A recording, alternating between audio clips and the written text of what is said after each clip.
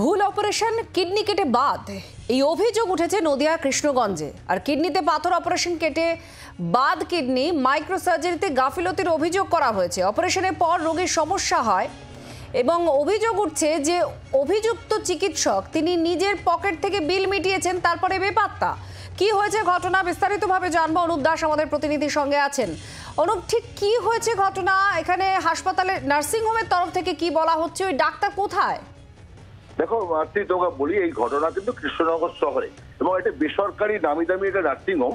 সেখানেই কিন্তু অপারেশনটা হয়েছিল। এই বিধান ভদ্রলোক, এই চাপড়াতে তার বাড়ি, মানে অ্যাকচুয়ালি তার বাড়ি কৃষ্ণগঞ্জ ব্লকের হৃদয়পুরে বাড়ি, কিন্তু এই বিধান ঘোষ এবং তিনি ডাক্তার দেখাতেন চাপড়ায় বসতেন। এই ওয়াসিম মোল্লা বলে একজন সার্জন চিকিৎসক, তার কাছে কিন্তু এই কিডনি দেখিয়েছিলেন। তিনি বলেছিলেন যে কিডনিতে পাথর হয়েছিল এবং তার সমস্ত পরীক্ষা টরীক্ষা করে কিডনিতে পাথর ধরা পড়ে এবং সেই অপারেশন তিনি শুরু করেন। প্রথমবার তিনি এই বেসরকারি নার্সিংহোমে তিনি শুরু করেন এবং শুরু করার পরে তার একই দিনে অর্থাৎ গত 17 তারিখে তিনি ভর্তি করেছিলেন এবং তারপরে তিনি 2-3 দিনের পরেই অপারেশন করেছিলেন। যেদিন অপারেশন করেছিলেন সেদিনই আবার বিকালবেলা দ্বিতীয়বার অপারেশন করতে হয়, কারণ তার সেখান থেকে ছবি তুলে দেখা যায় তার ভেতরে রক্তক্ষরণ হচ্ছে এবং রক্তক্ষরণের পর দ্বিতীয়বার বলা হয় যে তাকে ওয়াশ করতে হবে, কিডনি ওয়াশ করতে হবে। এরকম কিডনি ওয়াশ করার নাম করে সেই সময় দ্বিতীয়বার অপারেশনের সময় কিডনিটা বাদ দিয়ে দেওয়া হয়। তখনই কিন্তু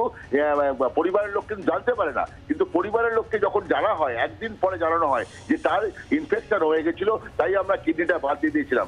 আপনাকে বিল পেমেন্ট করতে হবে না, ডাক্তার বলেছে আমরা বিল পেমেন্ট করে দিচ্ছি, আপনি বাড়িতে নিয়ে যান, বাড়িতে নিয়ে গিয়ে আপনি পেশেন্টকে আমাদের চেম্বারে দেখাবেন, এই বলে কিন্তু ঘটনায় চলছিল। কিন্তু তার স্ত্রী বিশাখা বিশ্বাস তিনি কিন্তু গতকাল রাত্রেবেলা 11টার সময় তিনি কৃষ্ণগঞ্জ কোতোয়ালি থানায় কমপ্লেন করেন ওই ডাক্তারের নামে এবং সেই কমপ্লেনের ভিত্তিতে কিন্তু পুলিশ তদন্ত শুরু করেছে। এখনো নার্সিংহোম পুলিশ কি কোনো কিডনি পাচার চক্র বা এই ধরনের কিছু অনুমান করছে না? এখনো পর্যন্ত এই ধরনের কোনো প্রশ্ন কিন্তু তারা বলেনি। তারা কিন্তু যে দাবি করছে, যারা অভিযোগকারী অর্থাৎ তার স্ত্রী, তিনি লিখেছেন, লিখিত অভিযোগে তিনি উল্লেখ করেছেন যে ইনি ভুল চিকিৎসার জন্য কিডনিটা বাদ দিয়ে ফেলেছেন। অর্থাৎ এই কিডনি বাদ দিয়ে বলেছেন আমার স্বামীর কর্মক্ষমতা কমে গেল, আমার 3 বছরের বাচ্চা আছে, তার দায়িত্ব নিতে হবে এবং এর ভুল স্বীকার করতে হবে, আমাকে লিখিত দিতে হবে আমার কাছে এবং কড়া শাস্তি দাবি করেছে।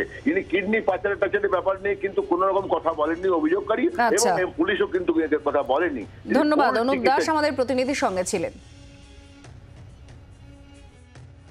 ডাক্তার ওয়াসিম মোল্লা, ওনার চেম্বারে দেখাই, উনি বলে যে পেটে পাথর হয়েছে, উনি অপারেশনের ডেট দেয়। হীরামণি নার্সিং হোমে ওনারই লোক এসে 17 তারিখে আমাদের ভর্তি করায়, 18 তারিখে অপারেশনটা হয়। আমি ওকে দেখি, তখন ওর পেটে অতিরিক্ত যন্ত্রণা আর অতিরিক্ত ব্লিডিং। পরে গিয়ে আমাকে সন্ধ্যাবেলায় বলে যে এটাতেও হবে না, এবার ওর কিডনিটা ওয়াশ করতে হতে পারে। তো ওই জন্য আমাকে আরেকবার অপারেশন করতে, এটা রাত্রি ওটিতে নিয়ে যায় 11:30 12টার দিকে।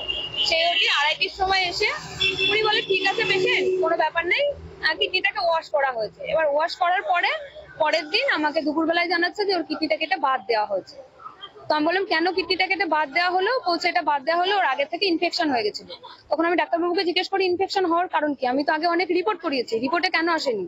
বলছে এগুলো রিপোর্টে আসে না, এগুলো পরে জানা যায় যে ইনফেকশনটা হয়। এটা উনি বলেছে যে রাস্তায় গাড়ি চালাতে গেলে অ্যাক্সিডেন্ট হতেই পারে। তো উনি বলতে চাইছে যে উনি ভুল করেছেন, কিন্তু এই ভুলের জন্য ওনার আমি কিছু করতে পারবো না। এমনকি আমি যখন বলি যে ঠিক আছে আমি এবার কোর্টে যাবো, কেস করবো, থানায় যাবো, প্রেস ডাকবো, বলছে ঠিক আছে তোমার যা করার আছে তুমি করে নাও, তুমি যদি কোর্টে যাও তাহলে ও সুপ্রিম কোর্ট পর্যন্ত যাবে। আমি বললাম ঠিক আছে তাহলে আপনি সেটাই করেন, আমিও কোর্টে যাবো, এবার প্রেস ডাকবো। বলছে ঠিক আছে কিছু করার থাকলে আপনারা করে নেন। বাংলার আওয়াজ, বাঙালির আবেগ, জি 24 ঘন্টা।